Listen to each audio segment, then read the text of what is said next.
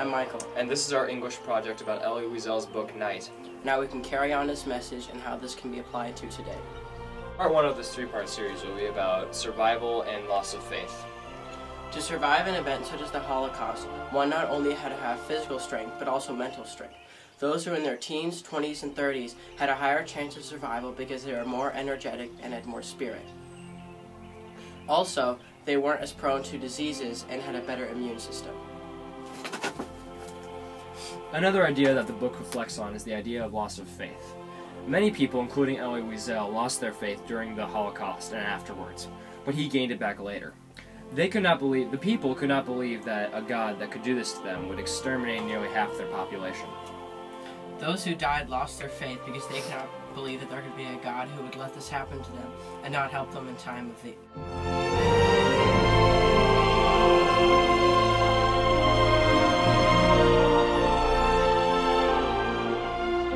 Beginning on April 6, 1994, when Hutus began slaughtering the Tutsis in the African country of Rwanda. This lasted 100 days and left approximately 800,000 Tutsis and Hutu sympathizers dead. When Belgium took control over Rwanda following World War I, the Tutsis constituted only about 10% of Rwanda's population, and the Hutu 90%. And they gave the Tutsi all the leadership positions, which upset the Hutu.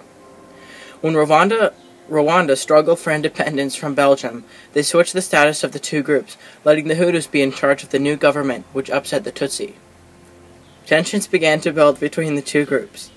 The killing started in the capital city of Kigali, when anti-Tutsi extremists set up roadblocks, checked ID cards, and killed all who were Tutsi, most of which was done by machetes, clubs, or knives.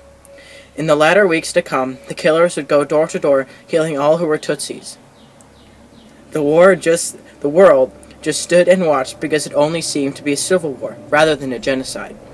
It finally ended when the RPF, the Rwandan Patriotic Front, took over the country. The RPF was a trained military group consisting of Tutsis who had been exiled in earlier years and who mainly lived in Uganda. They entered Rwanda and slowly took over the country. And by mid-July of 1994, when they had taken full control over it, the genocide ended.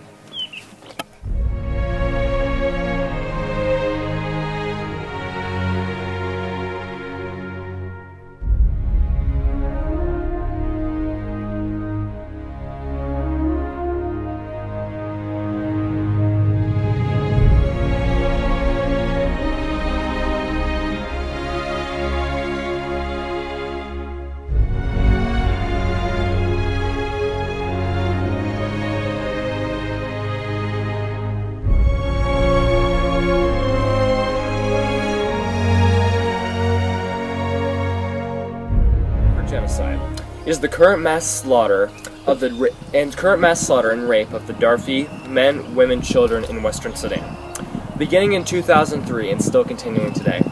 It is also the first genocide of the 21st century. It began to be carried out by a group of militia from the government, funded by the Arab militia, called the Janjaweed, loosely known as the Devils on Horseback. They began eliminating them by burning the Darfurian villages, looting the economic resources, polluting the water sources, and murdering, rape, and torturing the civilians. These militias are historic rivals of the main rebel groups, the Sudan Liberation Movement, and the Justice and Equality Movement. This entire event takes place in Darfur, a region in Western Sudan, about the size of Spain, population about 6 million people. Many are feeling that a neighborhood, Chad and Central African Republic. This entire operation has killed over 480,000 people, and today, over 2.8 million people have been displaced because of it. Attacks began on the Sudanese Air Force bombings, followed by the Janjaweed militia raids.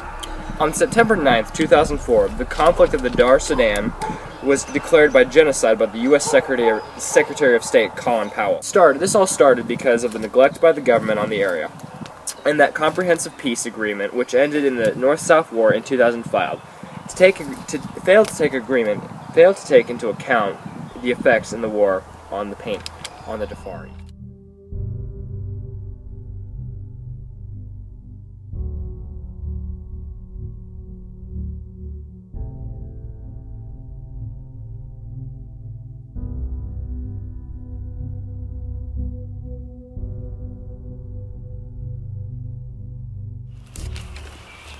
We have researched and found 6 things that you can do to help prevent genocide. Number 1. Keep informed. Find out more what's going on from various news sources and organizations. Number 2. Contact the media. Write a letter to the editor of your local newspaper or to other news source outlets to comment on their coverage of Darfur or other genocides in the past, to express your views about the importance of public attention to the story. Number 3. Communicate with the government. Contact your government representative and let them know your views and concerns about Darfur or other relevant genocides. Number 4. Support relief efforts. Find out more about relief organizations to help those affected. Number 5. Engage in your community. Talk about genocides to others and look to find groups who are working to help crises like these. And number 6. Visit genocide prevention on websites, including www.ccgaa.org.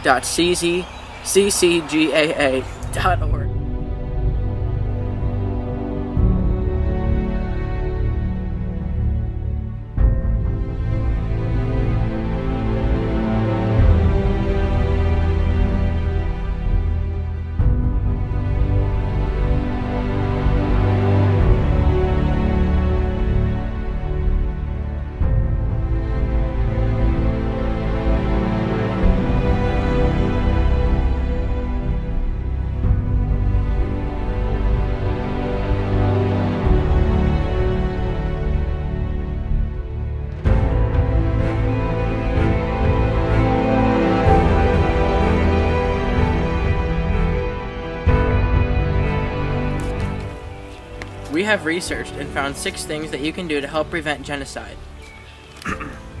Number 1. Keep informed. Find out... Come on, we got. We have researched and found 6 things that you can do to help prevent genocide. Number 1. Keep informed. Stop it. Okay, I'll say the 6. I'll say inform. Find out more about what's going on from various news sources and organizations. Number 2. Contact the media.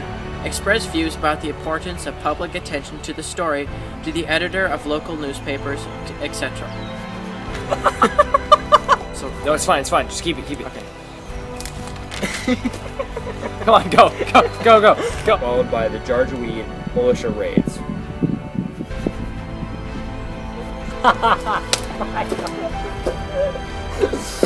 Okay, we'll use the... Jan, Joey. It's fine. Start over.